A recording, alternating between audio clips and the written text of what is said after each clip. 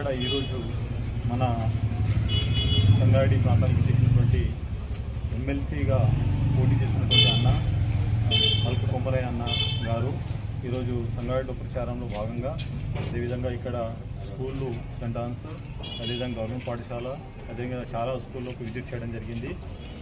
అయితే తను మల్క కొమరయ్య సార్ గారు తన యొక్క అనుభవం ఉపాధ్యాయునిగా పనిచేయడం జరిగింది. అదేవిధంగా అంచెలంచెలుగా స్కూల్ మేనేజ్మెంట్ చేస్తూ పెద్ద లెవెల్లో ఈరోజు విద్యాసంస్థల్లో పనిచేయడం జరిగింది.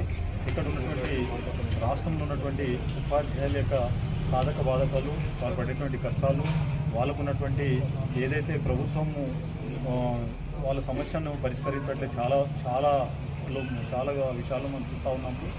ఈరోజు ఉపాధ్యాయులు ఉన్నటువంటి డిఏలు పెండింగ్గా ఉన్నాయి, పిఆర్సీ కేసులు అనేటువంటి పెండింగ్గా ఉంది. పాత పెన్షన్ విధానం